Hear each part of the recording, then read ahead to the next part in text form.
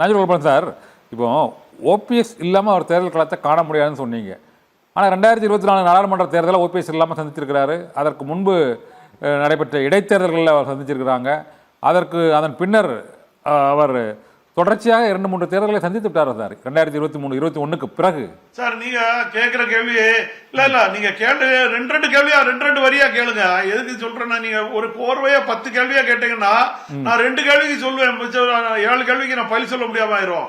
அதனால நீங்க என்ன கேக்குறீங்க, 2024 தோல்வி எத்தனை நாடாளுமன்ற தொகுதி வெற்றி பெற்றாரு அண்ணன் ஓபிஎஸ் அவர்கள் இல்லாம 2021 2 பேரும் சேர்ந்து எத்தனை தொகுதி வெற்றி பெற்றார்கள், எத்தனை சதவீத ஓட்டு வாங்கினாங்க, திரும்பி அதுக்கப்புறம் எத்தனை சதவீத ஓட்டு குறைஞ்சாங்க, இடைத்தேர்தலில் நின்னுட்டாரு, இடைத்தேர்தலில் புறமுதுகு காட்டி ஓடலியா, அப்புறம் அதே இடைத்தேர்தல் ஈரோடு கிழக்குல எனக்கு தாங்கன்னு அவைத்தலைவர் தமிழ் மகர் ஹுசேன் மூலமா ஒரு வக்காலத்தை போட்டு வாங்கலையா.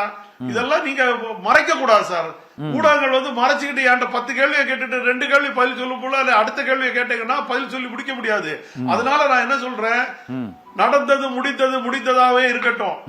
இந்த தடவை கூடா நட்பு கேடாய் முடித்தது மாதிரி பாஜக 2024 நாங்க அவங்களுக்கு ஒரு 18% ஓட்டு வாங்கி கொடுக்க உழைச்சோம்.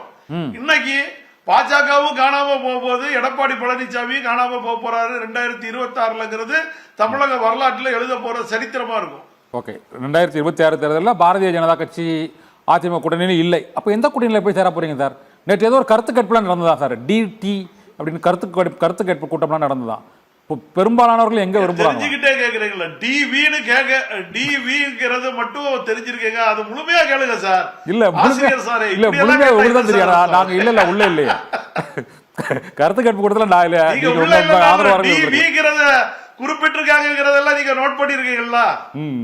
அதனால என்ன, இப்ப டிவிக்கே தான் உங்களுக்கு தகவல் வந்திருக்குல்ல. அப்ப டிவிக்கே வீணா வெற்றி கழகம்ங்கிறத குறிப்பிட்டு தானே போட்டிருக்காங்க. பெரும்பாலானவங்க அங்கதான் போக விருப்பம். அப்ப சார் அதாவது எங்களோடு மூத்த நிர்வாகிகள் திராவிட இயக்கத்திலிருந்து அதிமுகவுக்கு வந்தவர்கள், சரி,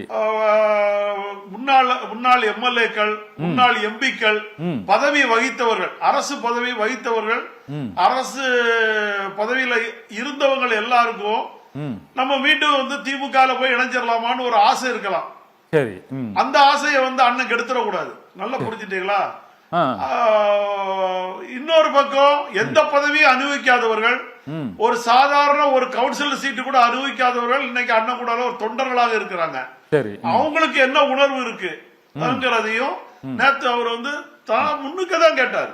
யாரையும் கூட வைக்கல. அவர் தனி ஒரு மனிதராக உட்கார்ந்து இருந்து உங்களுக்கு டி வேணும், ஏன்னா நாங்க என்டிஏ அடைக்க போறோம். அப்போ அது புறதான் அண்ணன் அடைச்சிட்டாருங்களா, அது அடைக்கக்கூடிய கட்டாயத்துக்கு முன்னாடி என்டிஏல இருந்து நமக்கு எந்த இது கொடுக்கல. திராவிட முன்னேற்ற கழகத்தில இருந்து ஒரு அழைப்பு வந்திருக்கலாம் அண்ணனுக்கு, எங்க கூட வாங்க, விஜய வளர்த்து விட போறீங்கன்னு சொல்லி ஒரு அழைப்பு வந்திருக்கலாம். தாவேக்கால இருந்து ஒரு அழைப்பு வந்திருக்கலாம். திமுகவை நம்ம மாற்றணும், நம்ம புரட்சி தலைவர் எம்ஜிஆர், புரட்சி தலைவி அம்மா அவர்கள் சொன்னது போல தீய சக்தின்னு சொல்லி அவர் களத்துல புரட்சி தளபதியா வர்றதுனால அவர் ஒரு அரவணைப்பு கேட்டிருக்கலாம். இது எல்லாத்தையும் கூட்டி கழிச்சு அவர் என்ன பண்ணிருப்பாரு, நம்ம ஒரு முடிவு எடுத்து இனி அந்த முடிவுக்கு ஒரு பிரச்சனை வர வேண்டாமங்கிறதுக்காக அவர் எப்ப யாரெல்லாம் திமுக போகணும்னு சொல்றீங்க, யாரெல்லாம் தாவேக்கா போகணும்னு சொல்றீங்கன்னு தொண்டர்கள்ட்ட விட்டுட்டாரு. ஏன்னா அவர் வச்சிருக்கிறது தொண்டர்கள் உரிமை மீட்பு கழகம், அதனால தொண்டர்கள்ட்ட விட்டாரு. பெரும்பான்மையான தொண்டர்கள் ஒரு குறிப்பிட்ட கட்சியை குறிப்பிட்டு கொடுத்திருப்பாங்க, ஒரு கொஞ்சம் பேரு குறைச்சு கொடுத்திருப்பாங்க. அதை அவர் பரிசீலனை பண்ண வேண்டிய கட்டாயத்தில் இருப்பவர் அண்ணன் ஓபிஎஸ் அவர்கள், ஒருங்கிணைப்பாளர். அவர்கிட்ட நாங்க அந்த பொறுப்பை ஒப்படைச்சிருக்கோம். அது அவரு புரட்சி தலைவர் எம்ஜிஆர் அவர்களின் பிறந்த நாள் அன்னைக்கு அதை எம்ஜிஆர் நினைவிடத்தில் வைத்தோ இல்ல எம்ஜிஆர் சிலையை அருகே வைத்தோ அதை வெளியிடுவார்கிற நம்பிக்கையோட நாங்க தொண்டர்கள் காத்திருக்கோம்.